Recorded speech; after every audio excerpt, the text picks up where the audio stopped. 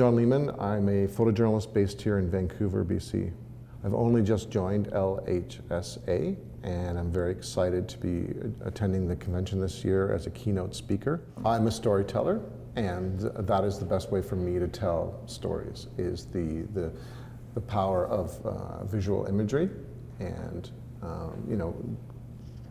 being put in a situation, documenting it, and walking away with thousands of images and culling that down to 12, 16 images that I can share and share somebody's story with. You know, it's a very strong part of the photojournalism process is the editing. So photography and editing are two skills that every good photojournalist needs.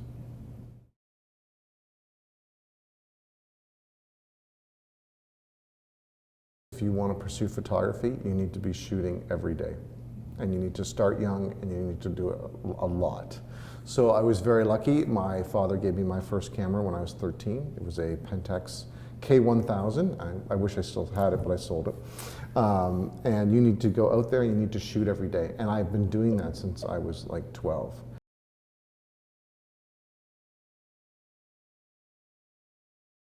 If your picture does not have meaning, what is the point? Okay? Anybody can go out there with a smartphone and take a beautiful picture of a sunset, but there's no content in that. So if you want to be a strong photojournalist or a strong visual journalist, content is king. Okay? And the second part to that is composition. Composition is incredibly important. How are you going to present your work to the viewers? Okay? So you need good content, and that needs to be wrapped up in good composition. Thirdly is creativity. So you need good composition and good creativity. So if you think about it as a Christmas present, right? So under the tree there's this beautiful box. It's wrapped up so nice with that big red bow. So that would be the creativity. The box is the composition, how you're going to present it, right? The structure. And then inside, is that brand new Leica M6 where you're going to get the emotion of the person you're giving it to. So content, composition, and creativity. Those things have to work together, but the emphasis must be on the content or you don't have a strong visual image.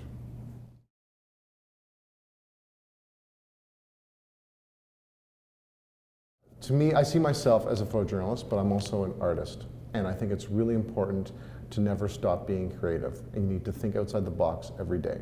So I often tell people when they're photographing someone, don't just stand there and take a picture right at them.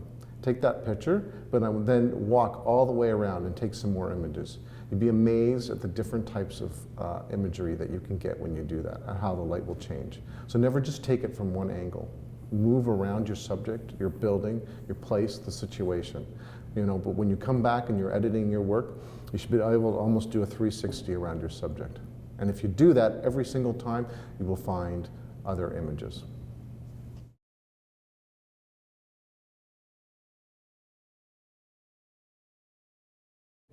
Speaking as a photojournalist, I think it's really important to remember that we don't talk about photographer subject. We talk about stakeholders. Okay? So there's usually three people involved in any process, but especially in photojournalism in my industry. There's the people who have commissioned the work, so the publisher of the newspaper.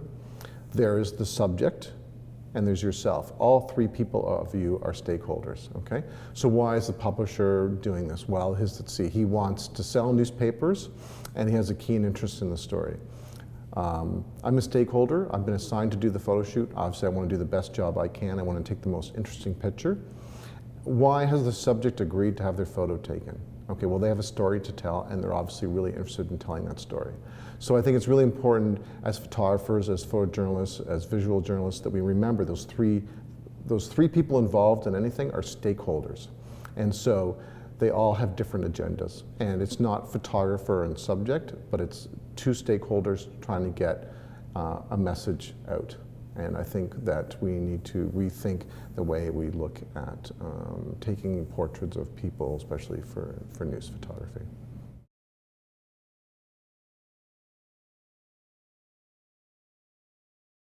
I know this happens. It happens to me too. But camera is just a tool. They're all cameras, they all record images. And I think I feel as a professional photographer, I should be able to pick up any visual making a piece of technology and take a photo with it. And if I can't, then there's something wrong with me. It's just a tool, it's just a hammer. Yeah, bigger hammers can destroy bigger things, you know, and smaller hammers will break smaller things, but how you use it obviously is really important. And so I think we, you know, as a group, as an industry, we need to maybe not be so hung up on technology and just use what we have, because it all records images. People always ask me, you know, what's the best picture I ever took? And I feel that I haven't taken it yet, because if I continue to look back at my work and think that was really good, then how can I move forward? So, you know, the expression "you're only good as the last photo you take" is really important to me.